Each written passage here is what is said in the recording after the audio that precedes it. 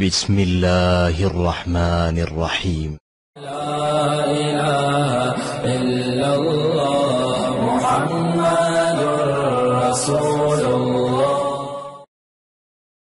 موضوع ضعیف اور موضوع حدیث میں فرق یہ ہوتا ہے. ضعیف حدیث کہتے ہیں جس کا راوی کمزور ہو، اور موضوع کا معنی جس کا راوی کذاب ہو، جھوٹا ہو. حدیث کو پتہ ہے یہ جھوٹ بولتا ہے، لہذا اس کی حدیث سنی نہیں جاتی. اس بارے میں بعض علماء نے تو لکھا ہے کہ روایتیں بہت کمزور ہیں، اور بعض نے لکھا ہے کمزور نہیں ہے، موضوع من گھڑت ہے. چھوڑو سمجھتے ہیں نا، چھوڑو کسے کہتے ہیں؟ آج کل کی زبان میں کذاب کا جو ایک ہوتا ہے کاذب مانا جھوٹ بولنے والا. کبھی کبھار جیسے ہر آدمی آج کل کبھی کبھار دو چار ٹوپی پہنا اپنے پاس رکھتا ہے، ایک آدھ ٹوپیاں، یہ ضرورت پڑی تو میں ٹوپی پہنا دوں گا. دکاندار جو سچ بول کے مال بیچتے ہیں وہ بھی کبھی کبھار گاہک کو ٹوپی پہناتے ہیں. ٹھیک ہے نا. ہر آدمی آج کل پورا سچا کوئی بھی نہیں ہے، تھوڑا بہت نہیں تو 100% نہ ہو تو 1% تو بول ہی دیتے ہیں ہر آدمی. تبھی کہتے ہیں نا ٹوپی پہنا رہا ہے، تو یہ ہر آدمی پہناتا ہے ٹوپی. مولوی صاحب بھی پہناتے ہیں ٹوپی، اور جناب دکاندار بھی پہناتا ہے، تاجر بھی پہناتے ہیں. ٹوپی پہنانے کی ضرورت ہر آدمی کو پڑتی ہے. اس کو کہتے ہیں کاذب، جھوٹ بولنے والا. اور ایک ہوتا ہے کذاب. کذاب کا معنی ہے جھوٹا، جسے آج کل ہم کہتے ہیں چھوڑو. جیسے کبھی کسی کے پاس بیٹھ جائے نا، اوٹ پٹانگ ہانکنے لگے تو ہم کہتے ہیں یار یہ جھوٹ بول رہے ہیں. اور اگر آپ دیکھیں جب بھی اس کے پاس بیٹھو یہ ہمیشہ کوئی نئی چیز ہی لاتا ہے مارکیٹ میں. یہ ہمیشہ کوئی ایسی بات ہی کرتا ہے جو آج تک ہم نے نہیں سنی، تو اس کو لوگ پھر آہستہ تو کیا مشہور ہو جاتا ہے، یہ بندہ ہی چھوڑو، اس کی بات پہ یقین نہ کرو. تو ایسے آدمی کو کیا کہتے ہیں؟ کذاب. اور ایسا راوی جب کوئی حدیث بیان کرتا ہے تو اس کی حدیث قبول نہیں. وہ تو چھوڑو ہے نا، وہ تو نبی پر بھی بہتان باندھتا ہے. تو محرم کے بارے میں جو یہ حدیثیں ہیں نا کہ اس میں دسترخوان وسیع کرو، ان کے راوی کیا تھے؟ سارے کے سارے چھوڑو. صحیح ہے. لیکن ہماری کتابوں میں چونکہ آ گئی ہیں، لہذا بہت سے علماء بھی بغیر تحقیق کے وہ حدیثیں آگے بیان کرتے رہتے ہیں. ان علماء سے تو بدگمان نہیں ہونا چاہیے، کیونکہ ہر عالم کی ہر وقت نظر ساری چیزوں پہ نہیں ہوتی. ایسا کوئی بھی نہیں ہے کہ ایک عالم جب کسی موضوع پر بیان کرے تو وہ حدیثوں کی بھی تحقیق ہو اور ہر چیز کی تحقیق ہو. ایسا نہیں ہوتا. بعض دفعہ انسان بات کر دیتا ہے، جب توجہ دلائی جاتی ہے تو احساس ہوتا ہے کہ بھئی یہ حدیث تو صحیح نہیں. کبھی کسی عالم کے منہ سے یہ باتیں سنیں تو بدگمان نہ ہو ان عالم سے، لیکن یہ بات ذہن میں رکھیں کہ یہ جتنی حدیثیں اس بارے میں کوئی بھی حدیث صحیح نہیں ہے. تو علماء اگر کہیں تو ان کو توجہ بھی دلائیں کہ حضرت آپ ان حدیث کی روایات کی تحقیق کریں. لیکن یہ چیز آئی کہاں سے؟ ایک حدیث میں آتا ہے موضوع من گھڑت حدیث ہے کہ جو اس دن میں سرما لگائے گا پورے سال اس کو آنکھ کی بیماری نہیں ہوگی. اب دیکھیں سرما لگانا اور نئے کپڑے پہننا اور یہ دسترخوان وسیع کرنا، یہ سارے وہ عید والے اثرات ہیں، عید والے جو لیے جا رہے ہیں سنت. اس لیے 10 محرم میں نہ تو یہ ہمارے لیے کوئی اضافی خوشی کا دن ہے اور نہ یہ ہمارے لیے منحوس دن ہے. باقی اس دن کی فضیلت کیوں ہے، اس کیوں کا جواب ہمارے پاس نہیں. ایک وجہ تو یہی ہے کہ اللہ کے نبی نے حکم دیا کہ جب حضرت موسیٰ کو نجات ملی ہے تو موسیٰ علیہ السلام کی یاد میں اگر یہودی منا رہے ہیں تو ہم اس سے زیادہ روزہ رکھیں گے شکرانے کے طور پہ. اللہ کے نبی اگر نہ کہتے تو ہم یہ روزہ نہ رکھتے، کیونکہ کسی کی خوشی کو منانا یا روزہ رکھنا یہ جب تک ہمارے نبی حکم نہ دے ہم یہ کام نہیں کر سکتے. تو نبی نے حکم دیا اس لیے ہم کر رہے ہیں. دوسری بات یہ کہ 9 اور 10 محرم یا 10 اور 11 محرم یہ دونوں روزے رکھنا افضل ہے، ضروری نہیں ہے. ایک بھی رکھ سکتے ہیں. بعض لوگوں میں 2 کی ہمت نہیں ہوتی تو وہ اس چکر میں وہ دونوں ہی چھوڑ دیتے ہیں کہ نیچے ملا کے لازمی رکھنا پڑے گا. بہتر یہ 9-10 محرم کو رکھا جائے یا 10-11 کو رکھا جائے. اگر کوئی نہیں رکھتا تو آج 10 محرم کا بھی رکھ لے، انشاءاللہ کافی ہو جائے گا. اس کی بڑی فضیلت ہے. رسول اللہ صلی اللہ علیہ وسلم نے فرمایا 10 محرم کا روزہ 1 سال کے روزوں کے برابر ہے. اور عرفہ کے روزے کے بارے میں آتا ہے کہ عرفہ کے دن کا روزہ 2 سال کے روزوں کے برابر ہے. تو اس لیے پتہ چلتا ہے، علماء نے لکھا ہے کہ عرفہ کے روزے کی فضیلت 9 ذی الحجہ جو ہے اس کی فضیلت 10 ذی الحجہ کے روزے سے، یہ 10 محرم کے روزے سے زیادہ ہے. اور بعض نے کہا کہ نہیں 10 کی زیادہ 9 کی کم. بہرحال دونوں کے اپنے اپنے فضائل ہیں. ایک بات تو یہ. دوسری بات یہ بہت اہم بات ہے، آواز تو سب کو پہنچ رہی ہے صحیح طریقے سے. دوسری بات یہ کہ آج کل مسلمان نے جیسے 10 محرم میں کھانے حلیم کھچڑے مچڑے شروع کر دیے. اچھا یہ حلیم کا فلسفہ بھی بہت عجیب ہے. ہم چھوٹے تھے تو ہماری دادی بھی حلیم بناتی تھی. سگی دادی نہیں بناتی تھی، ہماری سگی دادی بڑی ماشاءاللہ عقیدے میں بڑی مضبوط تھی. حضرت مولانا عبد الرحیم رائے پوری رحمۃ اللہ علیہ سے ان کا اصلاحی تعلق تھا ہندوستان میں. وہ یہ قرآن خوانی اور تیجے 40واں ان چیزوں کو بالکل نہیں مانتے تھے. اور یہ کھچڑے مچڑے ہوتے ہیں نا، یہ کھچڑے حلیموں کے کھچڑے، کبھی بلا دیتا تھا نا کہ تیجے کی دعوت پہ کہ سویا میں تشریف لے آئیں، تو وہ بولتی تھی ان کو نہیں پتا تھا یہ حرام ہے حلال، کہتی تھی یہ مردوں پہ کھانا جو ہے نا یہ ہمارے حلق سے نہیں اترتا، کسی کے یہاں میت ہو گئی اور آپ مرغے کھا رہے ہیں بیٹھ کے، کتنی غیرت کے خلاف ہے انسان، مردے کے کھانے جو ہے یہ غیرت کے خلاف ہے یا نہیں؟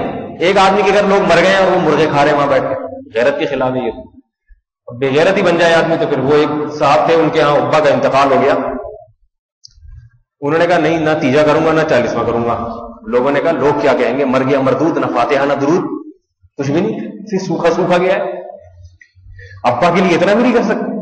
اب دیکھو ابا کے لیے دعائیں کرو نا، صدقات و خیرات کرو جو حدیث سے ثابت ہے، چپکے سے کرتے رہو، لیکن لوگ کہتے ہیں نہیں ابا کے لیے کچھ کرو پتہ چلے، تمبو لگاؤ دیگے پکاؤ پتہ چلے، ابا کے لیے کچھ بھی نہیں کرتے، تو انہوں نے اب لوگوں کے تانے سے بچنے کے لیے دیگیں تیار کی، موٹی موٹے مرغے پکائے اور سب لوگوں کو بلایا، لیکن آدمی بڑا ہوشیار تھا، جب سارے آ گئے اور مرغوں کی بوٹیاں ہاتھ میں لے کے منہ کے قریب کرنے لگے تو وہ کہتے ہیں 1 منٹ ذرا ٹھہر جائیں پلیز، میری ایک بات سن لیں اس کے بعد آپ جتنا چاہیں کھائیں۔ لوگوں نے پوچھا بھائی کیا بات ہے؟ کہنے لگے بات اصل میں یہ ہے میرے ابا کا انتقال ہوا ابھی 3 دن پورے نہیں ہوئے، 72 گھنٹے نہیں ہوئے، ابھی کفن میلا نہیں ہوا، میں غم سے میرا یہ حال ہے کہ میرے حلق میں سوکھی روٹی نہیں اتر رہی اور تم لوگ میرے گھر مرغے کھانے کے لیے آ گئے ہو، تمہیں شرم نہیں آتی؟ چلو بسم اللہ کرو۔ لوگ کہنے لگے کم بخت بسم اللہ کے قابل چھوڑا گائے، تو اس نے کہا کھاؤ نا، کھائیے۔ وہ پرانے لوگ تھے کھانا ویسے چھوڑ کے چلے گئے، ہماری حضرت فرمایا کرتے تھے کہ آج کا مسلمان ہوتا پھر بھی کھاتا، ثواب ہے، برکت، تبرک کا کھانا ہے، لوگ اس کو چھوڑتے نہیں، کہتے ہیں یہ کھانا کبھی نہیں چھوڑنا چاہیے، یہ سالے سوال، اس پہ قرآن پڑھا ہوا ہے، یہ حلوے سامنے رکھ کے پوری سورہ فاتحہ 7 دفعہ پڑھی ہے، میں نے خود دیکھا ہے، اتنا ایسا کھانا کیسے چھوڑ دے؟ تو آج کا مسلمان ہوتا تو نہیں چھوڑتا اس کے، بلکہ وہ حلق میں ڈال کے آپ ہاتھ بھی ڈال دیتے نا اس کے حلق میں کھینچتے، وہ ہاتھ چبا کے کھا جاتا، یہ کھانا نہیں چھوڑوں گا۔ تو جہاں کھانے پینے کی بات آتی ہے آج کے مسلمان نہ صحیح حدیث کو دیکھتا ہے، نہ امام ابو حنیفہ، نہ امام شافعی، نہ امام مالک، نہ امام احمد ابن حنبل، کچھ بھی نہیں۔ جہاں کھانے پینے کا مسئلہ آئے گا وہاں حدیثیں بھی اپنی ہوتی ہیں اور تحقیقات بھی اپنی ہوتی ہیں، ٹھیک ہے نا، سب کچھ اپنا ہوتا ہے۔ یہاں بھی یاد رکھو عیدوں کے معاملے میں مسلمان تھوڑا سا وسیع الظرف ہو گیا ہے، بہت زیادہ۔ اب میں آپ کو بتاتا ہوں عید کا اسلام میں تصور کیا ہے، عید کا اسلام میں تصور کیا ہے۔ دیکھو عید میں خوشی منائی جاتی ہے، عید میں روزہ کبھی نہیں رکھا جاتا، ایسا ہے یا نہیں؟ عید میں کبھی بھی روزہ نہیں رکھا جاتا۔ دوسری بات یہ کہ اللہ کے رسول صلی اللہ علیہ وسلم نے ہمیں 2 عیدیں دی ہیں، عید الفطر، عید الاضحیٰ، اور عید الاضحیٰ میں 4 دن رکھے ہیں، وہ بھی عید ہی سے منسلک ہوتے ہیں۔ ان 4 دنوں میں روزہ رکھنا حرام ہے، اور عید الفطر کے دن بھی روزہ رکھنا حرام۔ عید الاضحیٰ میں تو عید کا دن تو ایک ہے، مگر روزہ رکھنا مزید 2 دن تک، مزید 3 دن تک حرام ہے۔ اس کی ایک وجہ یہ بھی ہے کہ عید کے دن اللہ نے عید اس لیے رکھا کہ آپ نے جانور ذبح کیا ہے اور اللہ آپ کو گوشت کھلا رہا ہے، اب گوشت باقی رہتا ہے 1 ہفتے تک، آپ نے روزے رکھ لیے تو اس کا کیا مطلب ہوا کہ پھر گوشت کٹوانے اور ذبح کرنے اور یہ فائدہ کیا ہوا اس کا؟ کوئی آدمی آپ کی دعوت کرے اور آپ دعوت میں جائیں، وہ کہے بسم اللہ کریں آپ کا میرا روزہ ہے، تو کہے گا بھائی جان پھر آنے کی ضرورت کیا تھی، آپ جب روزہ ہی رکھنا تھا، اور آج اسی دن روزہ رکھنا تھا جس دن میں نے دعوت کی ہے۔ تو اللہ نے فرمایا پورا سال ہے روزے رکھنے کے لیے، جس دن میں مسلمانوں کو کہہ رہا ہوں کہ کھاؤ پیو اور جانور حلال کرو، گوشت کھاؤ، اسی دن تم روزہ رکھ رہے ہو، تو یہ اللہ کی میزبانی سے اعراض ہے۔ پتہ چلا کھلائی پلائی اور عید کا دن یہ جمع، روزہ یہ جمع نہیں ہو سکتے۔ اب میرے بھائی بتاؤ، جس دن رات کو آپ حلیم پکا رہے ہیں اس سے اگلے دن روزہ رکھنے کا شریعت حکم دے سکتی ہے؟ پھر حلیم کھاؤ گے کیسے؟ اور اگر روزہ رکھنے کا حکم دے رہی ہے تو اس کا مطلب ہے اس رات کچھ پکانے کا حکم نہیں دے رہی، بلکہ منع کر رہی ہے، کیونکہ حلیم بھی پکاؤ اور روزہ بھی رکھو یہ نہیں ہو سکتے۔ ساری رات گھوٹا لگایا ہے، ٹھیک ہے نا، بیٹھ کے تو گھوٹا لگایا تو پھر تو صبح کیسے آدمی، تبھی حلیم پکانے والے ان میں سے روزہ کوئی بھی نہیں رکھتا۔ دوسری بات یہ بہت اہم بات ہے جو بہت غور سے سننے اور سمجھنے کی ہے۔ 12 ربیع الاول کو بھی بہت سے بدعتی عید مناتے ہیں، عید میلاد النبی کے نام سے تعبیر کرتے ہیں نا۔ دیکھیے ہم رسول اللہ صلی اللہ علیہ وسلم کی صحیح احادیث دیکھتے ہیں. اللہ کے نبی صلی اللہ علیہ وسلم پیر کے دن روزہ رکھتے تھے. صحابہ نے پوچھا یا رسول اللہ آپ اس دن روزہ کیوں رکھتے ہیں؟ آپ صلی اللہ علیہ وسلم نے فرمایا یہ میری پیدائش کا دن ہے، لہذا میں چاہتا ہوں کہ اس دن روزے سے رہا کروں. آپ صلی اللہ علیہ وسلم نے اپنی پیدائش کے دن کو عبادت کا دن قرار دے دیا، اور عبادت نماز والی نہیں، کیونکہ یہ نماز والی عبادت تو عید کے دن بھی ہو جاتی ہے. آپ یہ بھی تو کر سکتے تھے کہ آج میری پیدائش کا دن ہے، پیر کا دن، لہذا میں نمازیں زیادہ پڑھوں گا. اس طرح بھی تو شکر ادا ہو جاتا ہے، نہیں ہو جاتا؟ آج چونکہ میری پیدائش کا دن ہے لہذا میں صدقات و خیرات زیادہ کروں گا. بہت باریک بات ہے، سمجھنے کی کوشش کریں. لیکن آپ نے نہ صدقات و خیرات کا حکم دیا، نہ اس دن زیادہ صدقات و خیرات کیے، نہ زیادہ نمازیں پڑھی، کیونکہ نمازیں اور عید جمع ہو سکتی ہے. عید کے دن بھی زیادہ نمازیں پڑھی جا سکتی ہیں. عید کے دن تو صدقات و خیرات زیادہ کیے جاتے ہیں، باقاعدہ صدقہ فطر دیا جاتا ہے اور قربانی کا گوشت صدقات و خیرات میں تقسیم کیا جاتا ہے. عید اور صدقات و خیرات جمع ہو سکتے ہیں، عید اور نمازیں جمع ہو سکتی ہیں، مگر عید اور روزہ جمع نہیں ہو سکتا. آپ نے روزے والی عبادت کر کے بتا دیا کہ میری پیدائش کا دن روزے کا دن تو ہو سکتا ہے، عید کا دن قطعاً نہیں ہو سکتا. نہیں آئی بات سمجھ بھائی؟ آ رہی ہے تھوڑی تھوڑی. پتہ یہ چلا کہ آپ کی پیدائش کا دن عید کا، کیونکہ عید اور روزہ خوشی جب ہوتی ہے نا تو بھوکا پیاسا نہیں ہوتا انسان. یہ کیسی خوشی ہے آپ کے؟ آج میرے بیٹے کی شادی ہے، میں 3 وقت کا کھانا نہیں کھاؤں گا. یار یہ کیسی شادی؟ آپ بولے آج میری شادی ہے اور میں نہ صبح ناشتہ کروں گا نہ رات کو کھانا کھاؤں گا، مجھے خوشی بہت ہو رہی ہے. لوگ کہتے ہیں بھائی خوشی میں تو آدمی زیادہ دوسروں کو بھی کھا جاتا ہے. یہ کس قسم کی خوشی ہو رہی ہے کہ بھوک پیاس برداشت کی جا رہی ہے. اگر اللہ تعالیٰ ہمیں حکم دیتے عید کے دن روزہ رکھو تو زیادہ ثواب ہے، تو ہم کہتے ہیں نا یا اللہ پھر یہ جب بھوکا پیاسا ہی رہنا ہے تو مزہ تو نہیں ہے. نہ تفریح پہ جا سکتے ہیں روزہ رکھ کے.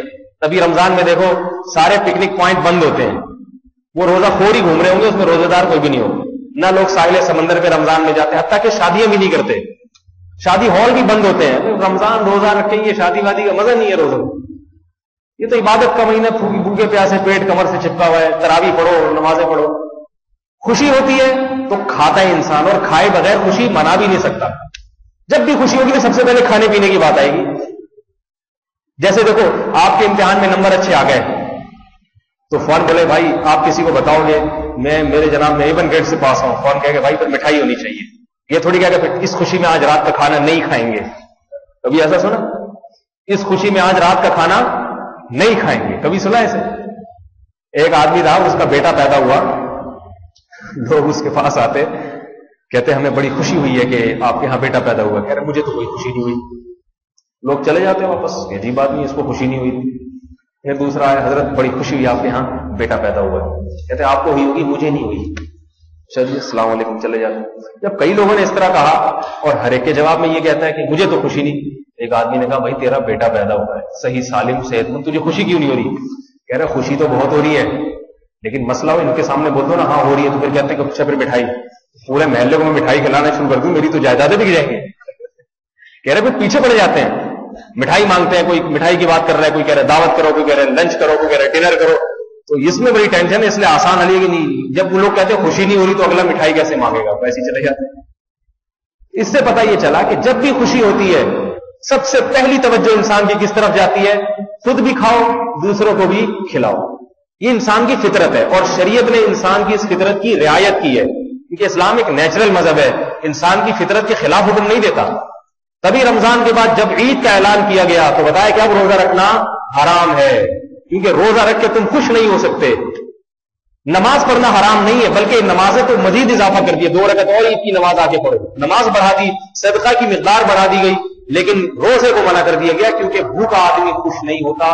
دیکھو رمضان میں روزے میں کیسے پھیکے پھیکے چہرے ہوتے ہیں، اثر کے وقت کولیسٹرول بالکل ختم ہو چکا ہوتا ہے، جتنا ڈاکٹر نے مشورہ دیا ہوتا ہے اتنا بھی نہیں دیتا.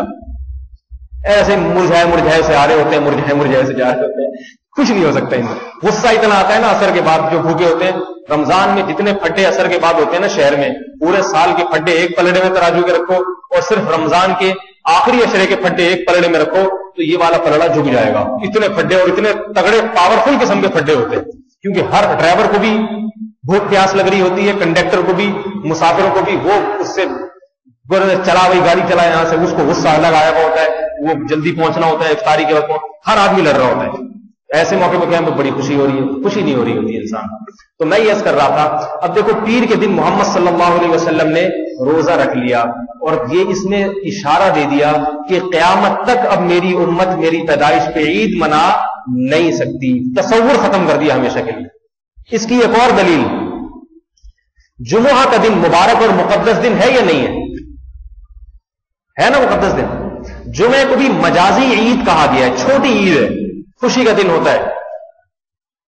اسی لیے رسول اللہ صلی اللہ علیہ وسلم نے جمعے کو نہانے دھونے کا بھی حکم دیا. صاف ستھرے کپڑے پہنتے ہیں ہم، عید جمعے کی نماز آ کے پڑھتے ہیں. یہی خطبہ جو عید میں ہوتا ہے وہی جمعے کے دن بھی خطبہ ہوتا ہے. عید کی نماز خطبے کے بغیر نہیں ہوتی، جمعے کی نماز خطبے کے بغیر نہیں ہوتی، چونکہ یہ دن بھی خوشی کا دن ہے. لہذا اس بارے میں بھی صحیح حدیث ہے، لا تختصوا یوم الجمعۃ بصوم، فرمایا جمعے کے دن کو روزے کے ساتھ خاص نہ کرو. صحیح حدیث ہے.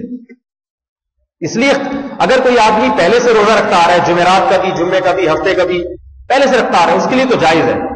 لیکن اسپیشلی کوئی جمعے کا روزہ اس لیے رکھے کہ آج کا دن مقدس دن ہے، بڑا دن ہے، لہذا میں روزہ رکھوں گا، اس سے نبی علیہ السلام نے منع کیا ہے.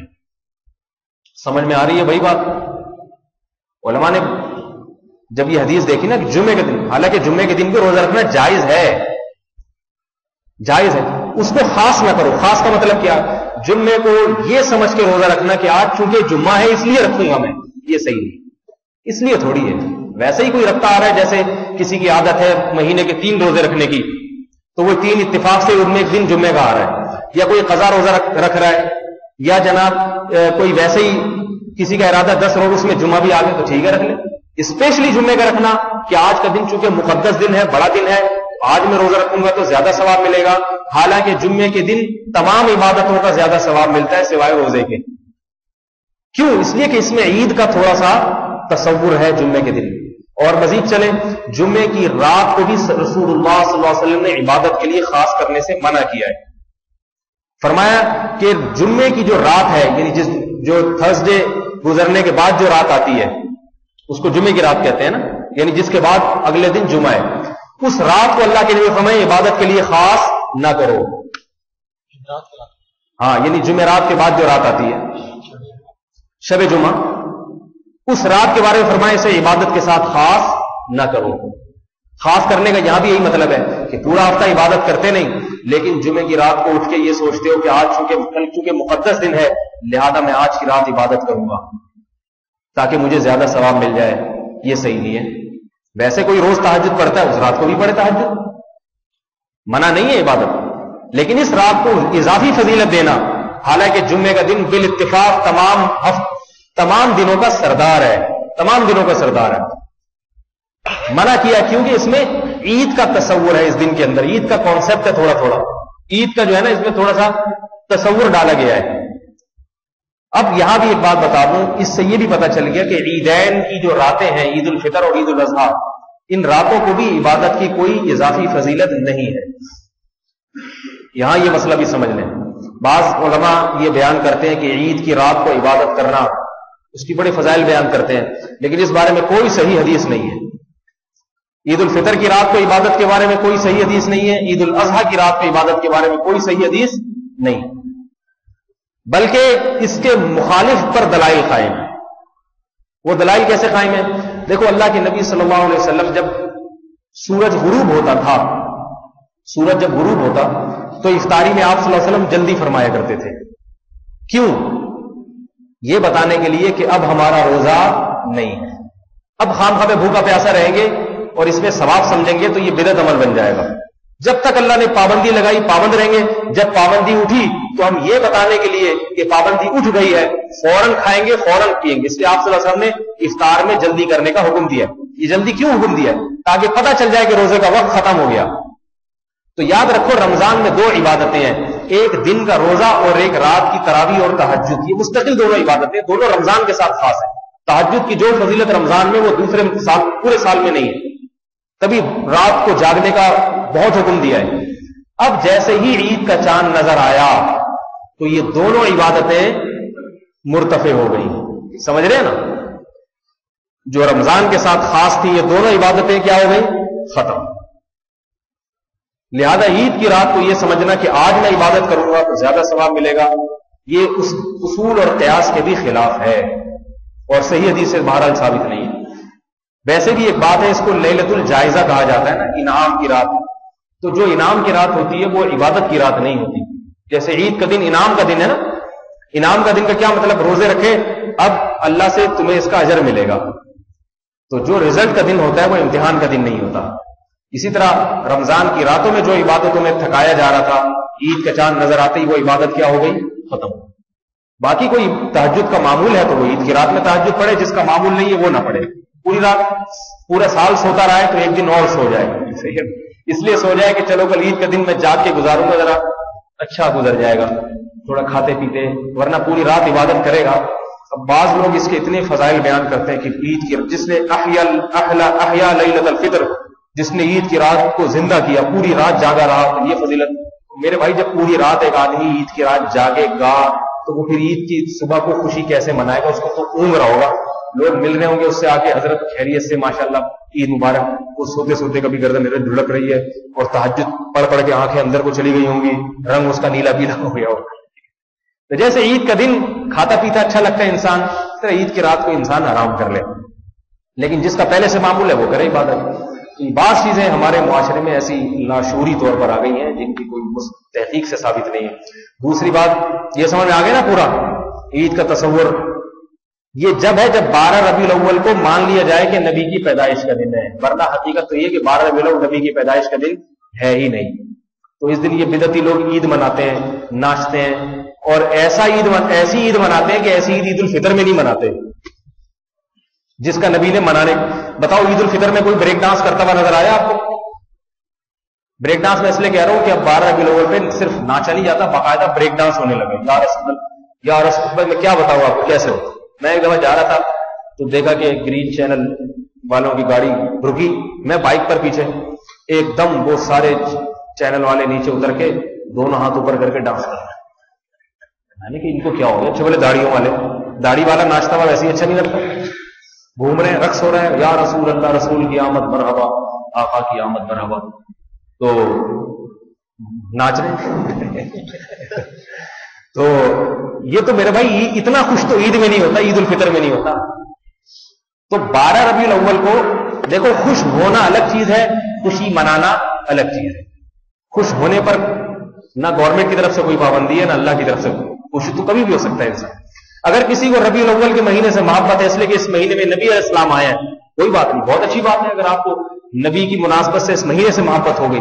لیکن اس محبت میں آپ اپنی مرضی سے کوئی عبادت نہیں کر سکتے. اگر آپ، کیونکہ عبادت کے لیے ضروری ہے کہ قرآن اور حدیث سے اس کا ثبوت ہونا چاہیے، اگر نہیں ہے تو پھر آپ وہ کام نہیں کر سکتے. سمجھ رہے ہیں نا؟ اور جتنا ہے اتنا کرنا پڑے گا.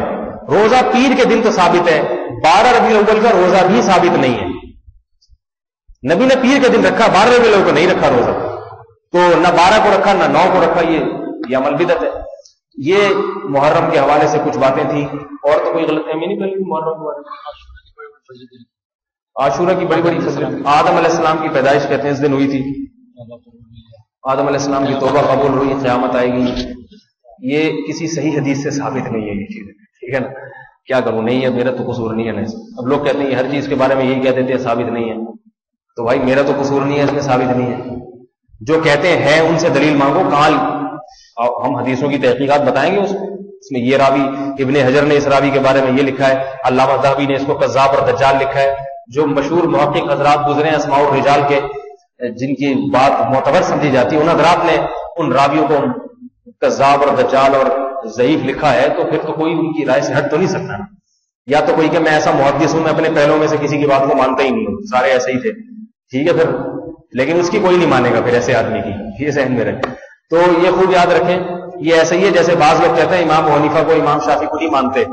میں ان سے کہتا ہوں ٹھیک ہے نہ مانو، تم خود مجتہد بن جاؤ، لیکن عوام کو آپ مجبور نہیں کریں گے آپ کی رائے پہ چلیں، کیونکہ آپ ان سے بڑے عالم نہیں ہو. صحیح ہے نا؟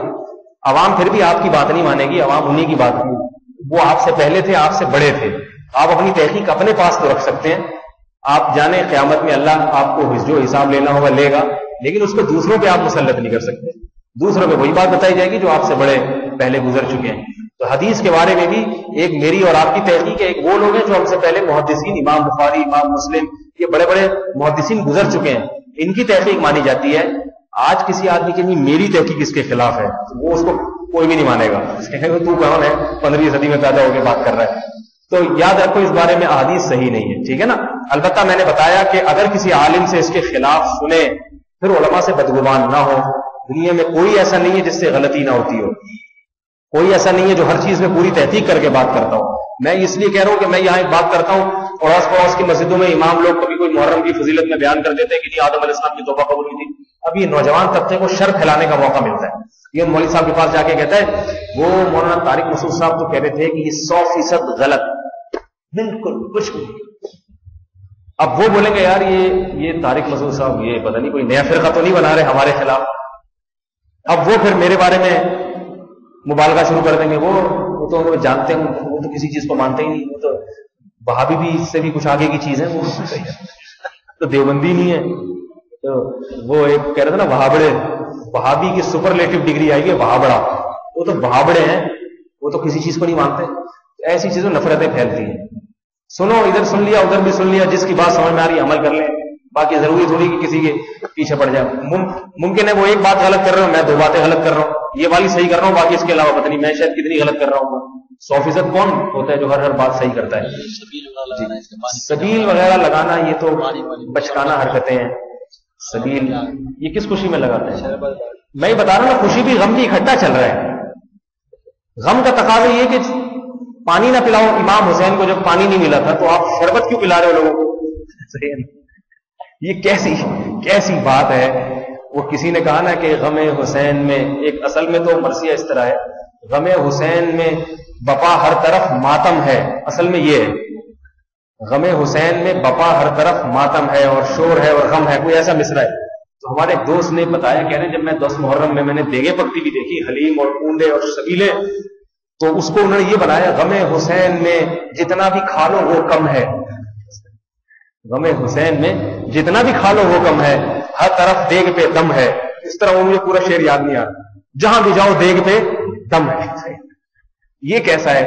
ہم فراق یار میں گھل گھل کے ہاتھی ہو گئے. یعنی دوست کی جدائی میں، علیحدگی میں انسان اس کو دوست کو یاد کر کے موٹا ہوتا ہے یا دبلا ہوتا ہے؟ بتاؤ بھائی، دبلا ہوتا ہے نا. لیکن یہ ایسا غم ہے کہ فراق یار میں گھل گھل کے دبلے ہونے کے بجائے ہاتھی ہو گئے. اتنے گھلے رستم کے ساتھی ہو گئے. ہم فراق یار میں گھل گھل کے ہاتھی ہو گئے، اتنے گھلے رستم کے ساتھی ہو گئے. دیکھو اگر کسی نے حضرت حسین کی یاد منانی ہے، اور یقیناً آپ اہل بیت میں سے ہیں، نبی کے نواسے ہیں، جنت کے جوانوں کے سردار ہیں، بڑے فضائل ہیں، لیکن جو حضرت حسین سے حقیقی محبت کرے گا تو وہ حضرت حسین کے راستے پر چلے گا. اور حضرت حسین کا راستہ کیا ہے جو کربلا میں جو سبق ملتا ہے؟ دین کی خاطر گردن کٹا دینا. اور یہ گردن آج دین کی خاطر کون کٹا رہا ہے؟ افغانستان میں طالبان کٹا رہے ہیں گردن. یہ سمجھ آ رہی ہے نا بات؟ امریکیوں کے سامنے ڈٹے ہوئے ہیں، گردنیں کٹا رہے ہیں. وہ یہ والا راستہ ہے حضرت حسین کا. 10 محرم کو اگر آپ کے دل میں جذبہ جہاد پیدا ہو جاتا ہے، یا دین کی دنیا میں دین کی اشاعت کا جذبہ پیدا ہو جاتا ہے، دین کی تبلیغ کا جذبہ پیدا ہو جاتا ہے، پھر تو ٹھیک ہے. لیکن اگر آپ میں ان تمام جذبوں میں سے کوئی جذبہ پیدا نہیں ہو رہا، اور آپ میں جناب دسترخوان کو وسیع کرنے کی باتیں ہو رہی ہیں، پہلے ہی مسلمان اتنا کھاتا ہے. کل ایک صاحب نے دعوت دی آپ تشریف لے آئیں، میں نے کہا میں نہیں لا سکتا تشریف. تو اتنا کھا رہا ہے اور مختلف بہانوں سے کھلائی. اسلام میں روزے کا حکم ہے. روزہ عبادت ہے، کھانا عبادت نہیں ہے. روزہ عبادت ہے تاکہ مسلمان پھرتیلا ہو، دبلا پتلا اچھا لگتا ہے اللہ تعالیٰ کو. اتنے موٹے کھا کے توندے. ایک یہودی عالم کی اللہ کے نبی نے توند دیکھی. دیکھو ایک تو توند انسان کی پیٹ کی خرابی سے نکل جاتی ہے، جیسے ہمارے یہاں کراچی میں پانی صحیح نہیں، پیٹ نکل آتا ہے. اس لیے کہہ رہا ہوں کسی کا پیٹ نکلا ہوا دیکھیں بدگمان نہیں ہوگا. پیٹ نکلتا ہے حرام کھا کے، جیسے کہ پتہ ہی ہے آپ لوگوں کو، میں بھی بتاؤں گا، نام لوں گا تو پھر مناسب نہیں ہے. تو یہ والی جو توند ہے نا، اس پہ نبی علیہ الصلوۃ والسلام نے ایک یہودی عالم کی توند دیکھی جو لوگوں سے وہ نیاز اور یہ چیزیں کھا کے نا کافی پھول گئے تھے خوشی سے، ٹھیک ہے. تو اللہ کے نبی نے اس سے فرمایا کیا تو نے تورات میں یہ نہیں پڑھا کہ اللہ تعالیٰ کو ایسے عالم سے، ایسے شخص سے نفرت ہے جو موٹی توند والا ہو؟ یعنی مطلب یہ کہ ایسے کھا کھا کے موٹا ہو. تو اسلام میں تو اتنا کھانے پینے کا نہیں ہے. تبلیغ میں نکلو تو تبلیغ والے ایک بات کہتے ہیں نا، کم کھانا، کم سونا اور کم بولنا. اب معلوم نہیں، میں جب پہلے جاتا تھا تو یہ سنتے، اب کا پتہ نہیں کہتے ہیں نہیں کہتے، کہتے ہی ہوں گے انشاءاللہ، اچھی بات ہے. کم کھانا، کم بولنا اور کم سونا، یہ تینوں ایک اچھی صفت ہے. ایک شخص آئے نبی علیہ السلام کے پاس، کافر تھا، کافر. صحابہ کو نبی علیہ السلام نے دودھ پلایا، اس کافر کو بھی، وہ 7 پیالے پی گیا. 7 کے بعد جا کے اس کا پیٹ بھرا ہے اچھی طریقے سے، ٹھیک ہے. پیالے بھی پہلے بڑے بڑے ہوتے تھے. اگلے دن آیا، کلمہ پڑھا، مسلمان ہو گیا، یعنی یا تو اسی مجلس میں مسلمان ہو. اگلے دن جب دوبارہ آیا، اللہ کی نبی نے اسے ایک پیالہ دودھ کا دی، وہ پی گیا. آپ نے دوبارہ دیا تو اس نے کہا میں سیر ہو چکا ہوں. اس نے کیا کہا؟ میں سیر ہو. آپ صلی اللہ علیہ وسلم فرمایا الکافر یاکل فی 7 امعاء والمؤمن یاکل فی معاء واحد. فرمایا کافر 7 آنتیں بھرتا ہے اور مسلمان 1 آنت بھرتا ہے. کیا مطلب؟ دین پر آنے کے بعد اس میں قناعت، یہ چیزیں خود بخود پیدا ہو جاتی ہیں. دنیا ضرورت کی چیزیں ٹھیک، اور کافر ہوس ہوتی ہے، وہ کہتے ہیں بس کھا جاؤں، میں ساری لذتوں پہ قربان ہوں، کھا جاؤ، اپنا بھی کیا دوسروں کا بھی کھا جاؤ. کیونکہ کھا رہے ہیں نا، امریکہ کتنا مالدار ملک ہے، لیکن بیچارے غریب مسکین افغانوں کو بھی نہیں چھوڑ رہا. وہ ادھر کا بھی پیٹرول چھین لو، عراق سے بھی نکال لو، حالانکہ تمہارے پاس اتنا ہے اتنا ہے. سعودیہ کا بھی سارا پیٹرول لے جا رہا ہے. یہ ہوس ہے، ہوس. تو یہ پیٹ میں بھی اسی طرح بھرتے ہیں. تو کتنی بڑی ترغیب ہے. نبی علیہ السلام نے فرمایا کہ ایک آدمی کا کھانا 2 کے لیے کافی ہے. ایک آدمی کا کھانا 2 کے لیے کافی ہے. تو ایک طرف یہ تلقین ہے روزے رکھو. اللہ کے نبی اتنے روزے رکھتے تھے، روزے پہ روزے رکھنا شروع کر دیتے. ایک صحابہ کو بھی یہی سکھایا. کوئی ایک حدیث نہیں ہے کسی صحابی نے کہا یا رسول اللہ آپ فرمائیے آج کے دن میں کون سا حلوہ پکاؤں. ایک بھی حدیث نہیں. یا رسول اللہ آپ فرمائیے آج کے دن میں کون سی قسم کی بریانی پکاؤں، یا بکری کا شانہ روسٹ کر کے کھانا پسند فرمائیں گے، یا ران کا گوشت یا کوفتے بنا. ایسا ایک بھی نہیں ہے. جمعرات کو میں نیاز نکالنی ہے تو میں کس کے نام پہ نیاز نکالوں، یا محرم میں کنڈے پکانے ہیں تو کس طریقے سے پکاؤں، کنڈوں میں تافتان مناسب رہیں گے یا نان پہ گزارا ہو جائے گا. کوئی بھی حدیث نہیں ہے. لیکن ایسی درجنوں حدیثیں ہیں. صحابی آ رہے ہیں، صحیح بخاری کی حدیث، یا رسول اللہ مجھے اجازت دیجیے، ہاں یا رسول اللہ میں موت تک روزے رکھوں گا، کبھی ناغہ نہیں کروں گا، موت تک روزے رکھوں گا. روزے رکھنے کی ترغیبیں حدیثیں ہیں، کھانے پینے کی نہیں. تو ایک صحابی آئے، اللہ کے نبی سے کہا یا رسول اللہ میں جوان آدمی ہوں، ساری زندگی روزے رکھوں گا، مجھے اجازت دے دیں. آپ نے فرمایا نہیں، تم میں اس کی طاقت نہیں ہے، کچھ کم کرو، اور ایسا کرو کہ مہینے میں 3 روزے رکھ لیا کرو بس. اور فرمایا کہ یہ 3 روزے پورے سال کے روزوں کے برابر ہو جائیں گے. وہ لوگ نیکی پہ حریص تھے. انہوں نے کہا ٹھیک ہے 3 روزے پورے سال کے برابر تو ہوں گے، لیکن اگر پورے سال رکھوں پھر کس کے برابر ہو جائیں گے. ہم کہتے ہیں 3 ہو، صحیح ہے، صحیح. 3 دفعہ قل اللہ احد پڑھ لو تو پورے قرآن کا ثواب مل جاتا ہے نا، حدیث میں ہے. تو پورا قرآن پڑھنے کی کیا ضرورت؟ یہ نہیں پتا جب 3 دفعہ قل اللہ کا پورے قرآن کے برابر، تو پورے قرآن کا ثواب پھر کتنا زیادہ ہوگا؟ پورے قرآن کا بہت زیادہ ہوگا ثواب. تو ان صحابی کو نبی نے فرمایا کہ دیکھو، اور دلیل بھی دی اللہ کے نبی نے. فرمایا ایک نیکی اللہ کے دربار میں 10 نیکیوں کے برابر، تو 1 روزہ 10 روزوں کے برابر، اور 3 روزے 30 روزوں کے برابر. دلیل بھی دے دی.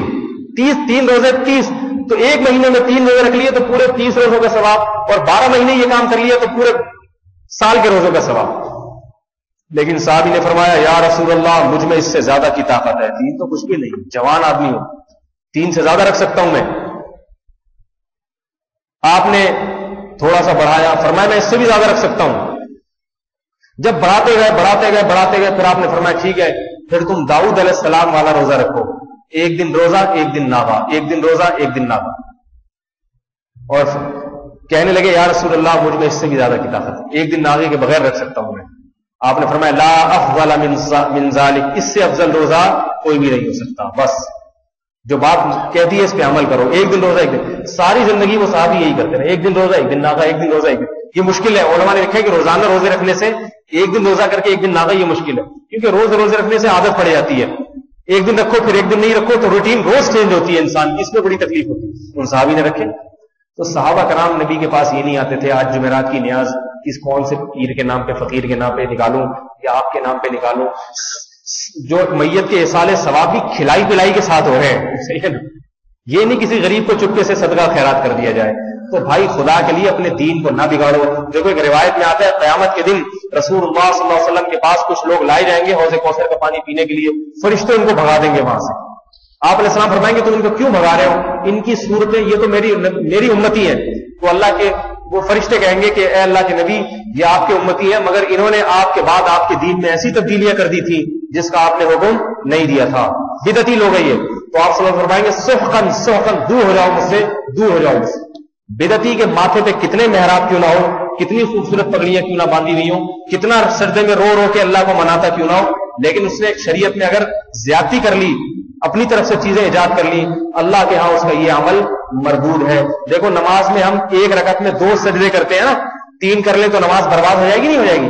اب کوئی 3 سجدے کر رہا ہے، آپ اسے آگے کہیں 3 غلط ہے، کہ دیکھو مجھے سجدہ کرنے سے روک رہے ہیں لوگ، مجھے سبحان ربی العلیٰ پڑھنے سے روک رہے ہیں، میں کوئی چوری تھوڑی کر رہا ہوں، اللہ کے سامنے ناک رگڑ رہا ہوں۔ تو ہم کہیں گے بھائی نبی نے جس طریقے سے بتایا بس 2 سجدے کی ایک رکعت میں آپ اس رکھ۔ اب ان کو کہا جائے نا یہ کنڈے اور یہ حلے میں اور یہ چیزیں نہ کرو، لوگ امام حسین کی یاد منانے سے منع کیا جا رہا ہے، نبی کا دن پہ خوشی ہونے سے منع کیا جا رہا ہے۔ میں نے وہ انٹرنیٹ پہ کلپ میرا گیا ہوا ہے، اس میں کہ میں نے یہ سوال کیا ہے کہ بھائی جو اللہ کے رسول سے مدد مانگتے ہیں ان سے کچھ سوالات کیے میں نے کہ اللہ نے اپنے نبی کو سارے اختیارات دیے تھے یا کچھ اختیارات دیے تھے؟ سارے اختیارات دیے تھے تو پھر اللہ سے کب مانگے، نبی سے کب مانگے؟ جب ساری اللہ نے نبی کو دے دی ہے تو اگر کوئی ساری زندگی اللہ کے نبی سے ہی مانگتا رہے تو کیا خرابی ہے؟ دوسرا سوال یہ کہتے ہیں اگر بعض اختیارات نبی کو دیے ہیں سارے نہیں دیے تو وہ بعض کون کون سے ہیں، اس کی لسٹ ذرا پلیز بتا دیجیے، ٹھیک ہے نا؟ کیونکہ اگر دیے تو بتائے تو ہوں گے نا امت کو یہ والے، ورنہ فائدہ کیا اختیارات دینے کا جب امت کو پتہ ہی نہیں کہ میں نے اولاد کس سے مانگنی ہے اور رزق میں برکت کس سے مانگنی ہے، تو پتہ تو ہونا چاہیے نا یہ اختیارات دیے۔ کتنا معقول سوال ہے۔ انٹرنیٹ پہ جب یہ سوال گیا کہ بھئی یہ یا رسول اللہ مدد کہنے والوں سے چند سوالات، تو اتنی موٹی موٹی گالیوں کے سوا کچھ بھی نہیں ہے۔ میں نے جب وہ کمنٹس ہوتے ہیں نا پڑھتا ہے آدمی، مجھے تو پتہ نہیں تھا کہ میں نے ایک دن کھول کے دیکھا، میں نے کہا کتنے لوگوں نے سنا ہوگا کمنٹ ہوئے وہابڑے وہ دیوبندی۔ ایک نے بھیجا تیرے اس طرح سے نبی کی شان میں گستاخی کرنے سے نبی کی شان کم نہیں ہو جائے گی، نبی کی شان کم تھوڑی ہو جائے گی، نبی کل بھی مختار کل تھے، آج بھی مختار کل ہے، کل بھی مختار کل رہے، یہ جواب دیا جا رہا ہے۔ تو ایسے کمنٹس آ رہے ہیں، کوئی کہہ رہا ہے یہ وہابی ہے، کوئی کہہ رہا ہے یہ ایسے گستاخ ہے۔ آخر میں ایک نے تھوڑا عقل مند تھا ان میں، اس نے کہا اس وہابی کو کسی دلیل سے جواب دو پھر یہ خاموش ہوگا، ٹھیک ہے؟ ہاں وہ بھی اسی چینل کا، لیکن سوال کیا لکھ کے بھیجا، اس وہابی کو کوئی دلیل دو، دلیل، اس سے یہ خاموش ہوگا ورنہ یہ چپ نہیں ہوگا۔ دلیل ہے ہی نہیں، کہاں سے بیچارے تھے؟ جماعت المسلمین والوں کا نام سنا ہوگا، میں نے ان پہ بھی ایک اشکال جماعت المسلمین کے نام سے چھوٹا سا کلپ شائع کیا ہوا ہے کہ نبی علیہ الصلوۃ والسلام نے یہ جماعت المسلمین ایک نیا فرقہ بنایا، یہ کسی کو نہیں مانتے، یہ کہتے ہیں نبی نے فرمایا جب امت میں اختلاف، بس یہ بات کر کے میں اپنی بات ختم کرتا ہوں، امت میں جب اختلاف ہوگا نا تو جماعت المسلمین اور اس کے امام کو لازم پکڑنا، کی حدیث پیش کرتے ہیں۔ حالانکہ یہاں امام سے مراد مسلمانوں کا خلیفہ ہے، خلیفہ، یہ نہیں کہ کماری میں یا جوہر آباد میں بیٹھ کے کسی کو رجسٹریشن کروا لیا آپ نے، وہ مسلمانوں کا امام بن گیا۔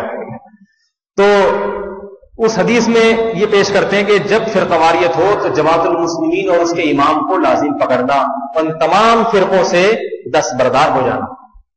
تو وہ کہتے ہیں ہم تمام، نہ ہم حنفی ہیں، نہ شافی ہیں، نہ مالکی ہیں، نہ حنبلی ہیں، نہ تبلیغی ہیں، نہ دیوبندی ہیں، نہ بریلوی ہیں، سارے فرقے غلط ہیں، ہم تمام سے دستبردار ہو کر آؤ جماعت المسلمین میں اور اس کے امام کو لازم پکڑو۔ اب کوئی پوچھتا ہے جماعت المسلمین اور اس کے امام کون ہے؟ کہہ رہے ہیں یہ صاحب ہمارے امام ہیں اور ہم جماعت المسلمین ہیں۔ دلیل کیا جماعت المسلمین؟ تم جماعت، دلیل یہ کہ رجسٹریشن نمبر، تاریخ اور جماعت کا نام کیا ہے؟ ٹھپا جماعت المسلمین، یہ دلیل ہے۔ میں نے کہا کل کوئی ہندو رجسٹریشن کروا کے لے آئے جماعت، میں نے پھر اس سے میں نے یہ انٹرنیٹ پہ کلپ شائع کیا ہے، میں نے کہا دیکھو دھوکہ نہ دو مسلمانوں کو، نبی نے یہ نہیں فرمایا تھا کہ جماعت المسلمین، نبی جی کا مسئلہ مسلمانوں کی جماعت اور اس کا امام، حنفی شافی مالکی یہ سب مسلمانوں کی جماعت ہیں، سارے مسلمان ہیں یہ۔ رہا ان کے نام الگ الگ کیوں ہے، اس کی وجہ پھر میں کسی اور وقت بیان کروں گا ورنہ بیان لمبا ہو جائے گا. جیسے قراتوں میں اختلاف ہے نا، قرات عاصم ہے، امام کسائی کی قرات ہے، اس لیے کہ وہ امام کسائی سے نقل ہو کے آئی ہے. تو فقہ حنفی امام ابو حنیفہ سے نقل ہو کر آیا ہے، ورنہ یہ فقہ نبی کے دور میں بھی موجود تھا. امام شافعی کا فقہ نبی کے دور میں تھا، امام مالک، امام محمود سارے فقہ تھے، لیکن جن واسطوں سے آئے ہیں تو ان کی نسبت ان واسطوں کی طرف کی جاتی ہے. یہ نہیں کہ یہ دین سے الگ کوئی سلسلے ہیں. تو میں نے ان سے سوال یہ کیا جماعت المسلمین والوں سے کہ بھائی نبی نے تو فرمایا تھا فرقواریت کے دور میں جماعت المسلمین اور اس کے امام کو لازم پکڑنا، اور پوری حدیث یہ ہے کہ اگر جماعت المسلمین اور اس کا امام نہ ملے تو پھر درختوں میں، جنگلوں میں جا کے درختوں کے پتے چبا کے، جڑیں چبا کے گزارا کرنا، تمام فرقوں سے علیحدہ ہو جانا. میں نے کہا آپ کو چاہیے تھا کہ آپ کا خیال اگر یہ تھا کہ سارے فرقے نئے نئے پیدا ہو گئے ہیں تو آپ جماعت المسلمین کو تلاش کرتے، نہیں ملتی تو کہاں چلے جاتے؟ جنگل میں. آپ نے تلاش کی، نہیں ملی تو کیماڑی میں آپ نے خود بنا لی. آج سے 25-30 سال پہلے. بنانے کا ذکر کس حدیث میں؟ کسی حدیث میں نہیں ہے کہ اگر نہ ملے تو پھر خود سے بنا لینا. تو حدیث کی مخالفت کر رہے ہیں. تو ایک صاحب نے اب جب یہ انٹرنیٹ پہ کلپ گیا ہے تو کمنٹس آ رہے ہیں کہ آپ مولوی صاحب تم وہی کام کرو جو یہودیوں کے علماء کرتے تھے. جواب دیکھو، عجیب عجیب، کوئی دلیل کا جواب نہیں دے رہا. ایک آدمی کو پھر میں نے خود فون کیا، مجھے بہت تنگ کر رہا تھا وہ، تو میں نے خود فون کیا، میں نے کہا آپ کے پاس اس کا جواب کیا ہے؟ نبی نے بنانے کا تو ہم کہہ رہے ہیں ہم نے بنائی تھوڑی، ہم نے تو زندہ کی ہے. یہ تو نبی کے دور میں بھی جماعت المسلمین تھی، اور دلیل انہوں نے دی صحیح بخاری کی دلیل. صحیح بخاری کی دلیل وہ ہے، حدیث میں آتا ہے کہ نبی علیہ السلام نے فرمایا عید کے دن جماعت المسلمین کے ساتھ عورتیں بھی نماز میں شرکت کریں. یہ حدیث ہے، جماعت المسلمین کے ساتھ عورتیں بھی نماز میں شرکت کریں. تو انہوں نے کہا دیکھو اس سے پتہ چلتا ہے کہ جماعت المسلمین نبی کے دور میں بھی موجود تھی. نہیں یاری بات سمجھ میں؟ یہ دھوکہ ہے الفاظ کا. حدیث کا ترجمہ یہ نہیں ہے جماعت الحدیث ہے مسلمانوں کی جماعت میں شرکت کرے، یہ ترجمہ ہے. دیکھو جماعت المسلمین اور مسلمانوں کی جماعت میں ایسے ہی فرق ہے جیسے ابو حنیفہ میں اور حنیفہ کے ابو میں فرق ہے. ہر حنیفہ کا ابو حنیفہ تھوڑی ہوتا ہے. ہر غلام احمد کا غلام تھوڑی ہوتا ہے. غلام احمد ایک نام ہے، اور احمد کا غلام کوئی صاحب ہوں گے، ان کا نام کچھ اور ہوگا. نہیں ہے بات. عبداللہ، ہر آدمی جو اللہ کا بندہ بن کے رہے اس کو عبداللہ نہیں کہتے. عبداللہ اسی کو کہتے ہیں جس کے باپ نے اس کا نام عبداللہ رکھا ہوگا.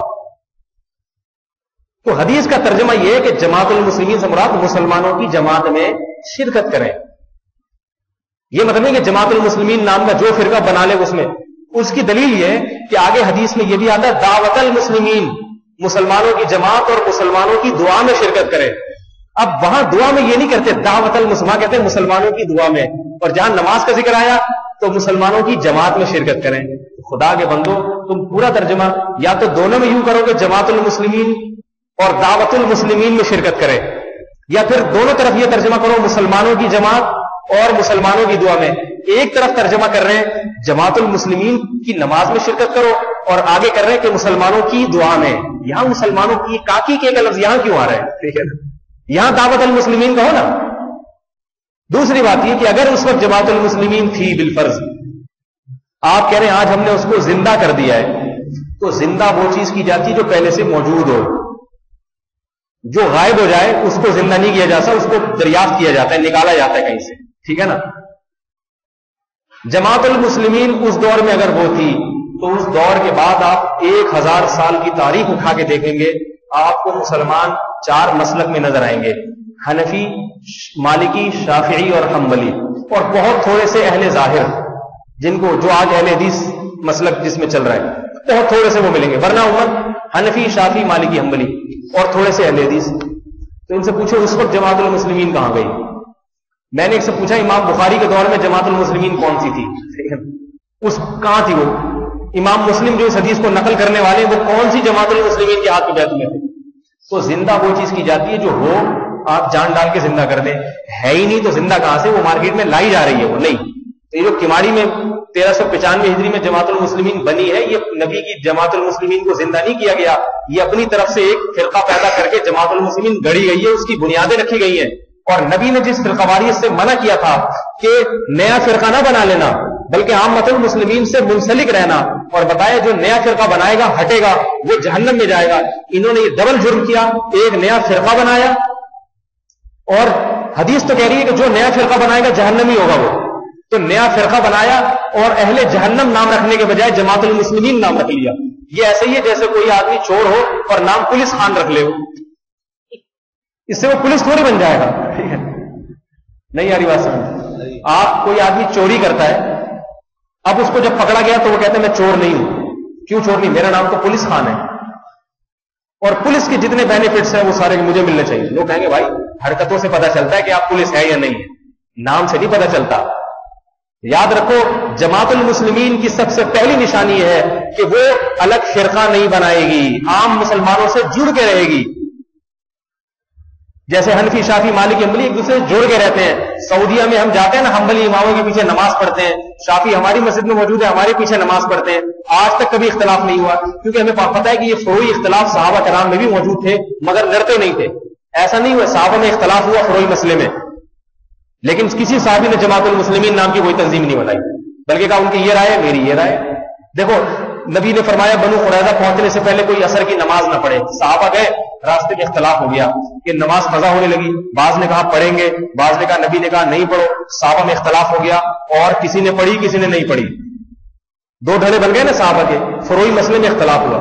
جب یہ دھڑے واپس آئے ہیں نبی نے کسی کو ملامت نہیں کی، نہ ہی صحابہ کو اس وقت یہ خیال ہے دو دھڑے بن گئے اور فرقواریت تو اسلام میں حرام ہے، اب ہمارے چونکہ ایک نماز پڑھنے والے ایک نہ پڑھنے والے، لہذا جو پڑھنے والے وہ جماعت المسلمین اور جو نہیں پڑھنے والے وہ جماعت الجہنمیین۔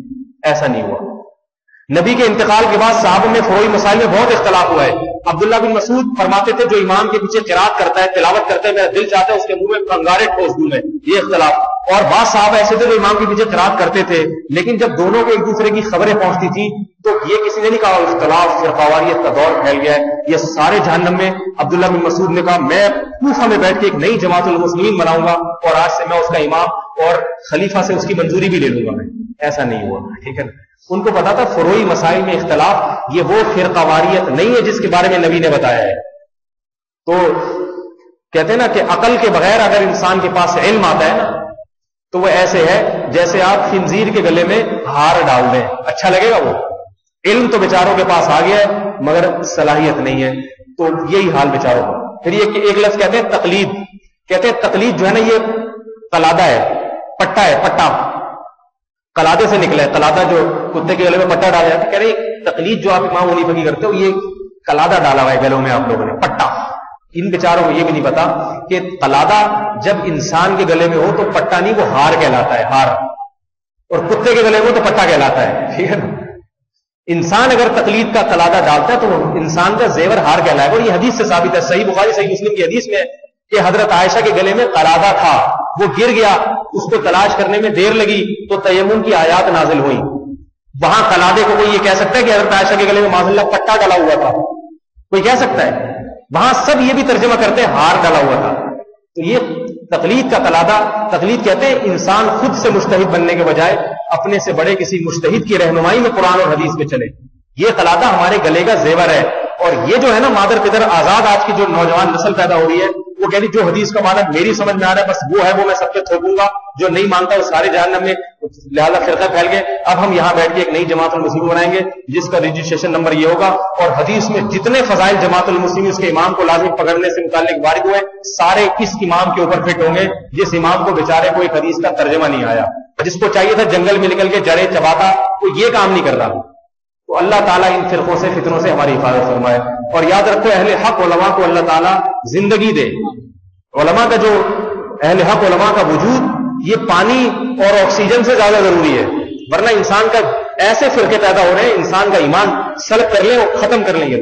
اللہ تعالیٰ ہمیں محرم کے بارے میں بے اعتدالیوں سے بچائے، رسول اللہ صلی اللہ علیہ وسلم کی صحیح اور کامل اتباع کی توفیق عطا فرمائے۔ سبحانک اللہم و بحمدک، نشہد ان لا الہ الا انت، نستغفرک ونتوب الیک۔ إلى جنة